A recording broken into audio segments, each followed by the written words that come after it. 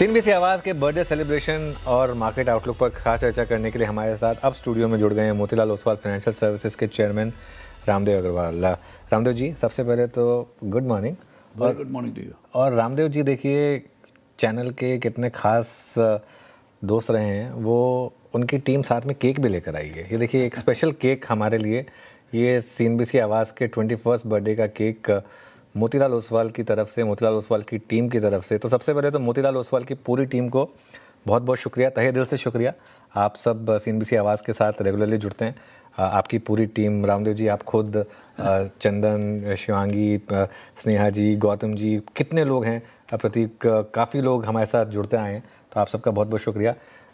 शुरुआत करते हैं, अगर आप इस केक को हमारे लिए अगर काट सकें रामदेव सर। आप भी लीजिए। हाँ, आप कनेक्ट टुगेदर। चलिए आप शुरुआत करिए। All about CNBC, not so much about. नहीं, हम हमारे लिए तो अतिथि देवो भव है, तो आप केक काटिए। चलिए, थैंक यू सो मच। और सीएनबीसी आवाज़ के बर्थडे में सेलिब्रेट करने के लिए और ज्वाइन करने के लिए रामदेव सर, 21 साल हो गए सीएनबीसी आवाज़ को, और आप लगातार 21 साल से हमारे साथ बने हुए हैं। 21 साल कैसे रहे आपके हिसाब से मार्केट के लिए, सीएनबीसी आवाज़ के लिए, और आगे के 21 साल कैसे रह सकते हैं? 21 साल में इंडेक्स कितना बढ़ाया? आई थिंक ये देखना बहुत जरूरी है ना, मेरे ख्याल से। हमने बनाया हुआ है डेटा वैसे, वो दिखा देते हैं। आई थिंक हम कुछ स्टॉक्स की बात कर रहे थे। आई थिंक निफ्टी 3000 पे था मेरे ख्याल से, शायद नहीं, इतना ऊंचा नहीं होगा। 2050 पे था। हाँ, 2050 था। 2050, वही बोल रहा हूँ। 2050 था सर, तो 2000 वाला 25,500 हो गया। हाँ, तो करीब 12 गुना हुआ है 20 साल में, 21 साल में, है ना। 12 गुना हुआ है 21 साल में। मेरे ख्याल से 12-13% तो मिनिमम होगा। हाँ, और इसमें डिविडेंड तो हम जोड़ नहीं रहे हैं अगर, हाँ, है ना। ये तो मतलब निफ्टी है, अगर टीआरआई देखेंगे तो और ज़्यादा होगा वैसे। और कुछ स्टॉक्स हैं रामदेव सर, मैं देखा 12.56, 12.5% कंपाउंडेड, 12.5% एक्स डिविडेंड। मतलब आप समझ लो डिविडेंड 1% लो तो 13.5% आपका आया 21 साल में। तो ये आपको कंपाउंडिंग है बाजार का। तो अगले इसमें 21 साल में फिर क्या ये उसका मतलब 2.5 लाख निफ्टी हो सकता है क्या आपका? वापस 21 टाइम ले लोगे ऐसे होगा। मैं तो मेरे सामने तो कितना गुना हो गए। 100 वाला जो है, 100 वाला सेंसेक्स जो है 85,000 हो गया, तो 800 गुना तो मैं देखा हूँ मैं। तो unless there is some major war or may be catastrophic war, मतलब जिसमें मतलब दुनिया ही तहस नहस हो जाए, इकोनॉमी मतलब जो अर्निंग्स पावर है जो इकोनॉमी का वही ख़त्म हो जाए, उस टाइप की कोई इवेंट हो जाए, उसके लिए तो क्या तो फोरकास्ट करें। यू नो, बहुत पीसफुल सेंचुरी रहा एक्चुअली। 1945 के बाद कुछ हुआ नहीं ऐसा। So it's a peaceful century. Things are थोड़ा ऊपर नीचे दिख रहा है अभी, लेकिन मेरे ख्याल से बेसिकली इट इज़ पीसफुल। तो मेरे को नहीं लगता है कि इसमें बहुत फ़र्क आने वाला है। ये जो 12-13% जो है बाजार का, मेरे को लगता है थोड़ा 0.5% एक्स्ट्रा आएगा। 12.5 के बदले 13 आएगा। वो बुलिशनेस के लिए बोल रहा हूँ मैं। लेकिन उसमें क्या शुरू के कुछ साल टफ रह सकते हैं, बिकॉज अभी ये डोनाल्ड ट्रम्प जिस तरीके से कर रहे हैं, कुछ मालूम नहीं पड़ता। एक हफ्ते में पूरी कहानी बदल सकती है। तो ये क्या है, ज़्यादा फोरकास्ट, मतलब क्या है, लॉन्ग टर्म फोरकास्ट में जो है ना, मतलब हर स्टेप को आप नहीं कर सकते। आप वो काम करता है कि मतलब बैक एंडेड रहेगा, फ्रंट एंडेड रहेगा, मिडिल एंडेड रहेगा, वो किसको मालूम है। You know, because lot of things, मतलब जैसे कल जाके ऑयल कोलैप्स हो जाए, $30 हो जाए, या ऑयल 110 हो जाए, दोनों का आउटकम बहुत अलग होगा। तो बट क्या होगा किसको मालूम है ना, नहीं पता है हमें। हाँ, तो उसी कारण से क्या है कि अच्छा, एक आदमी कुछ करता है, मतलब ट्रम्प साहब इज परसुइंग सर्टेन पॉलिसी, उनके पास कोई स्ट्रैटेजी होगा, ओके, बट ये मेरे ऊपर है, मैं कैसे खेलता हूँ वो स्ट्रैटेजी। यदि वो अपना डिमांड रिस्ट्रिक्ट करने के चक्कर में है, तो how do I play with my demand, तो वो तो मेरे हाथ में है ना। तो ऐसे जो है, जो डिटरमिन्ड आदमी होता है, वो कहीं न कहीं आगे बढ़ जाता है। आप देखें कंपनीज जो है, मतलब कहाँ से कहाँ पहुँचती हैं। ये 21 साल में बाजार में तो 12-13% किया, लेकिन बजाज फाइनेंस ने 40% दिया है कंपाउंडेड। बजाज फाइनेंस का है हमारे पास 40% है। मैं बोलता हाईएस्ट है। सेकेंड होगा आपका आइशर, वो भी वो 38-40% है। तो ये मतलब अलग ही, मतलब ये अलग ही मिट्टी के बने हुए लोग हैं। ₹2 का स्टॉक आज 961 है। इसमें अगर 10,000 रुपये लगाए होते तो कितना पैसा बन गया होता। लेकिन क्या है, ऐसे आपको 30-35 स्टॉक मिलेंगे। देखिए, ऐसे बहुत सारे कंपनी नहीं होते। ये क्या दिखाने के लिए बहुत होते हैं कि हम बजाज फाइनेंस की बात करें, आयशर 5,000 कंपनियों में वो 35 ही होंगी, है ना। तो हाँ, उसमें से क्या आप are you lucky to get 1 or 2 of them? 1-2 ही चाहिए उनमें से, 1-2 चाहिए बस। हाँ। और दूसरा क्या, मिलने के बाद जो है ना, आप बैठे हैं कि नहीं, बैठे हैं कि नहीं। मैं दोनों में इन्वेस्ट किया, हाँ। और बहुत जोर से इन्वेस्ट किया, Bajaj finance as well as Eicher. Eicher में तो मतलब एक्चुअली शुरू से चालू किया था मैं, हाँ हाँ लेकिन मतलब रास्ते में कहीं न कहीं रास्ता मतलब जर्नी टूट गई। 7-8 साल 10 साल रहे, पैसे बहुत बने उसमें, हाँ मेरे ख्याल से बना होगा करीब 15-17 बना होगा, लेकिन फिर हम कंटिन्यू नहीं किए।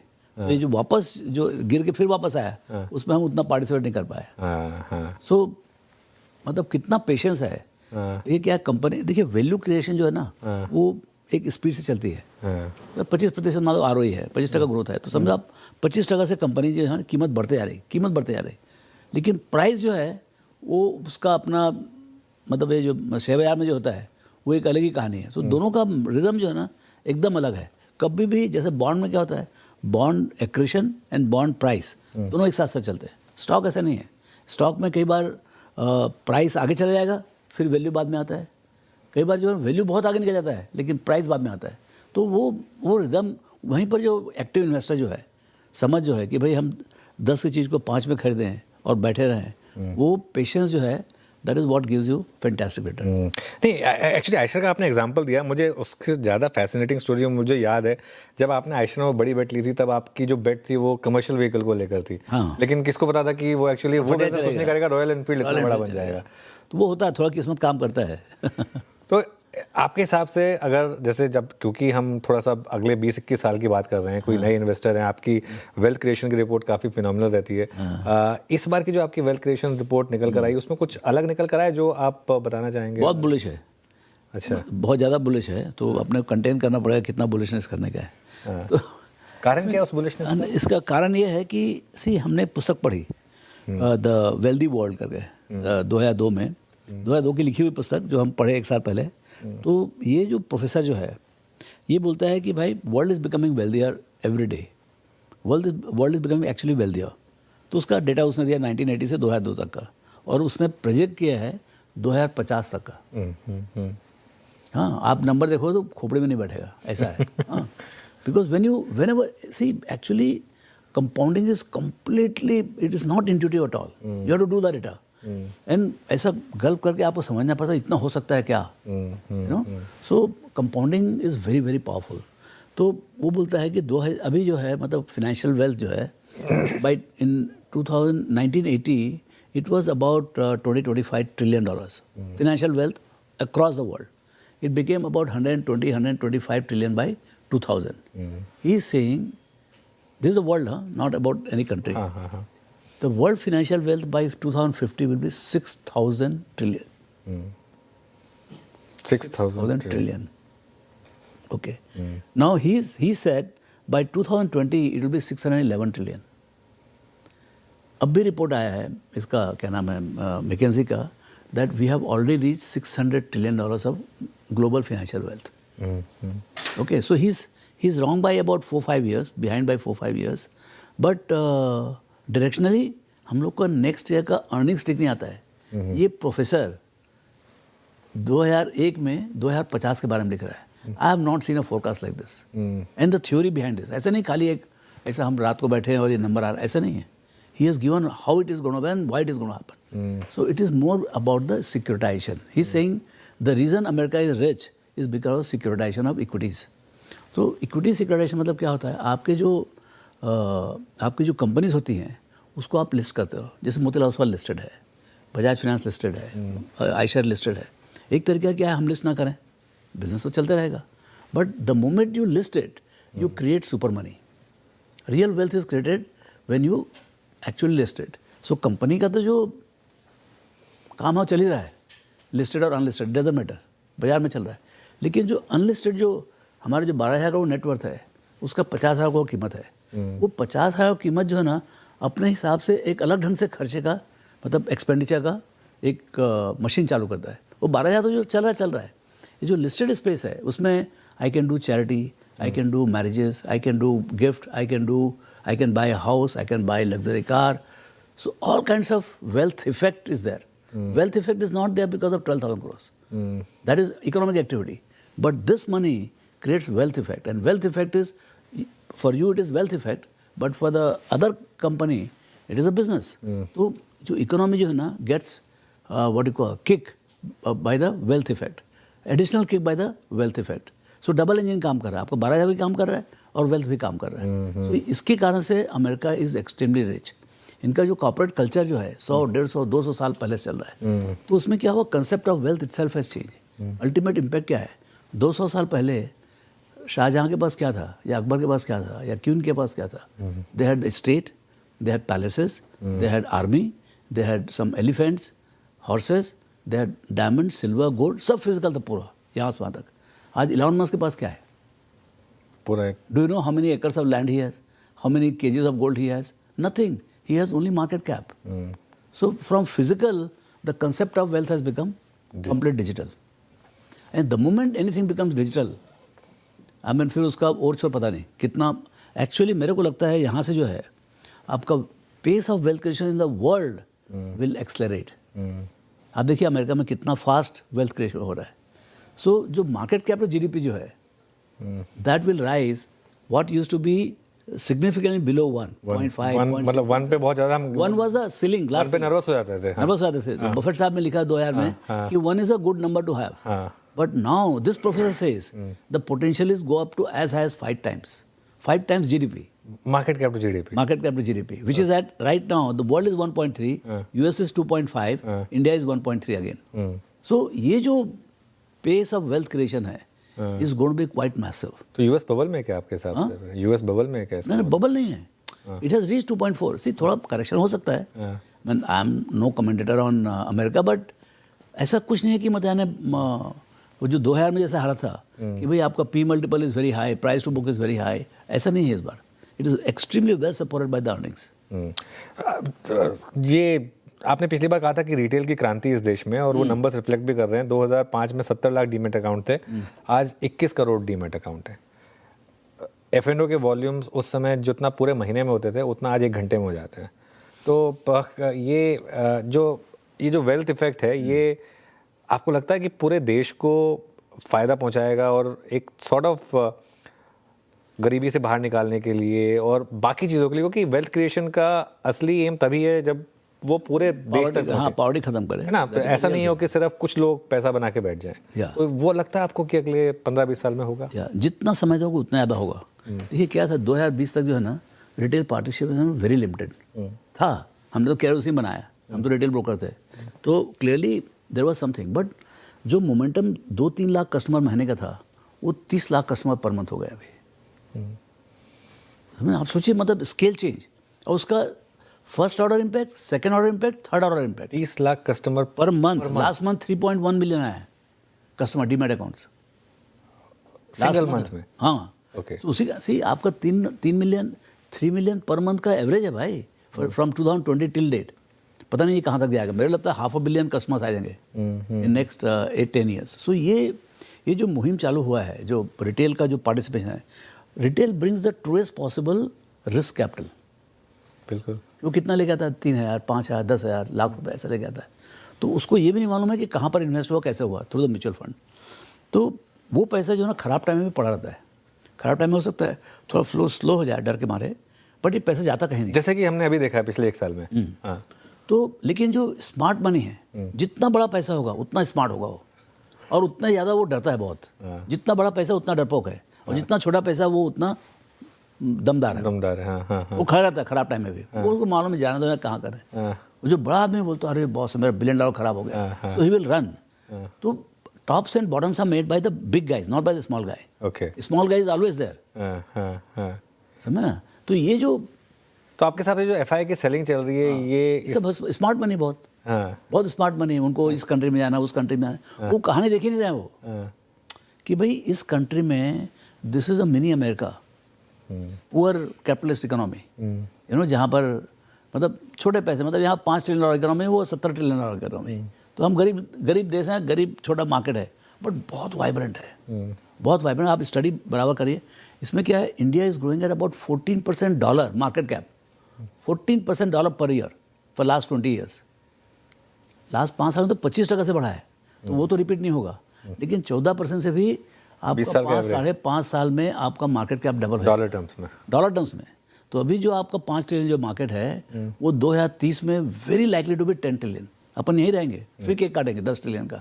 इस बार 10 ट्रिलियन का केक काटेंगे. तो वो जो होगा, तो इससे जो देखिए जो आपने बात की जो पॉवर्टी एलिवेशन की, वो यहीं से आएगा। यदि हम जो पॉलिसी परस्यू कर रहे हैं, बहुत अच्छे पॉलिसी परस्यू कर रहे हैं, बहुत प्रैग्मेटिक है, बहुत ग्रोथ ओरिएंटेड है, यदि ये जो लीडरशिप है, जो समझ है कैपिटल मार्केट रिफॉर्म्स की, उसको इस बजट में, अगले बजट में और आगे बढ़ाते जाएं, and wealth creation should also be taken as a very serious aim of the government, apart from economic development. Absolutely. And उससे जो है, जो आप बताया, जो वेल्थ इफेक्ट आता है, जो वेल्थ इफेक्ट आएगा, उससे चैरिटी भी होगी, उससे कंजम्पशन बढ़ेगा, कंजम्पशन बढ़ेगा तो इवन प्राइवेट कैपेक्स बढ़ेगा, और फिर वो जो इंजन जो है ना, बहुत जोर से चलेगी। बिल्कुल नहीं, यही असली सपना यही होगा कि अगर सीएनबीसी आवाज़ का भी यही मेन एम है कि जो वेल्थ इफेक्ट है वो हर इंडियन तक पहुंचे, तब तो उसका फ़ायदा होगा।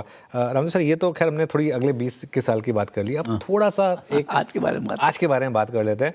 आपने एक होप रखी थी कि ये वाला क्वार्टर जो है वो टर्निंग पॉइंट होगा मार्केट के अर्निंग्स के लिए, पर इस बार वो लेबर कोड आ गया तो शायद वो फिर ईपीएस पे कुछ ना कुछ इम्पैक्ट आ जाएगा। जैसा कौन सा लेबर कोड? वो जो एक दो टीसीएस, एचसीएल टेक की जो कंपनीज जो उनके नंबर्स आए उसमें थोड़ा सा वो जो इम्पैक्ट उन्होंने वन टाइम इम्पैक्ट डाल दिया। खैर उसको साइड हटा भी दें तो भी क्या इस साल 2026 कैलेंडर ईयर में आपको लग रहा है कि अर्निंग्स का रिवाइवल आएगा? देखिए मेरे ख्याल से जो एक क्वार्टर का हमारा एस्टिमेट है, it is one of the highest in the last I think 6 or 8 quarters. I think they are in double digit.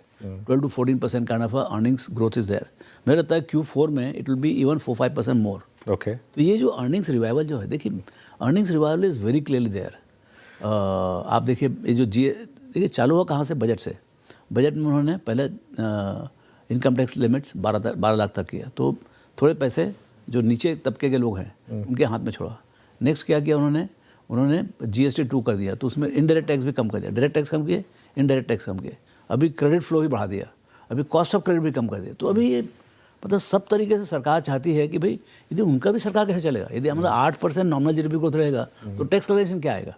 अभी देखो आज डायरेक्ट टैक्स का आया है 9% आया है, भैया आपको उसके हिसाब से चलेगा। लेकिन जब 10, 11, 12%, 13% क्रेडिट फ्लो रहेगा तो उनका टैक्स कलेक्शन होगा 14-15%, which is what is required to push all the infra spend. तो मतलब everybody is in it that market does well, economy does well. और एक बार इकोनॉमी अच्छा किया, कॉर्पोरेट्स ने अच्छे अर्निंग्स बढ़ाए, तो FIs भी आएंगे और देसी तो लगे हुए खरीदने में। ये जो जियोपॉलिटिकल रिस्क है रामदेव सर, अभी जो वेनेजुएला में हुआ या फिर अब इवन ग्रीनलैंड को आई कर रहे हैं, भारत के साथ जो एक मनमुटाव रहा है, उन सब का आपके हिसाब से मार्केट पर कितना इम्पैक्ट पड़ सकता है? इम्पैक्ट तो पड़ता ही ना, मतलब शॉर्ट टर्म में डेफिनेटली इम्पैक्ट पड़ता है, पर लॉन्ग टर्म में these are all passing phase. लेकिन शॉर्ट टर्म में कितना और डैमेज हम देख सकते हैं इसकी वजह से? इसका तो कोई क्या बोलूँ मैं आपको, मतलब आई डोंट, ये जो मेरे ख्याल से हो गया काफ़ी कुछ हो गया, काफ़ी खराब है क्योंकि इस समय। हाँ, तो मतलब इसका समझने का बहुत मुश्किल है टेक्निकली कैसे बाजार, बट अर्निंग्स जो आएंगे अभी वो देखिए, जहाँ अर्निंग्स है ना वहाँ पर तकलीफ नहीं है, despite the market is in trouble. बिल्कुल। देखिए ऑटो सेक्टर सब ऑल टाइम हाई पे, पिछले 6 महीने में 40% के रिटर्न है। Every single auto sector is all time high. आपके banks they are all time high, बिल्कुल। At least PSU bank, private sector banks also, मतलब they are reasonably good, they are almost at close to all time high. So क्या जिस sector में earnings growth है वहाँ पर even geopolitical doesn't matter. बिल्कुल। उससे क्या हुआ, आपका पेस ऑफ राइज थोड़ा स्लो हो जाएगा। देखिए आपका जो कोविड के बाद जो फ्लो आया उसमें डिमांड शॉक था बाजार में, तो उससे कारण से जो P मल्टीपल्स काफ़ी बढ़ गए, बिकॉज पेपर उतने नहीं आए। अब क्या सप्लाई शॉक है, अब जो पेपर क्या, एक तो FIs का सेलिंग आ रहा है, उसके ऊपर से पेपर सप्लाई है, फिर उसका प्रमोटर्स को बेचने का है, बिकॉज आप गलत भाव करोगे बाजार में तो क्लियरली आपको सप्लाई आएगा, आसमान से सप्लाई आएगा।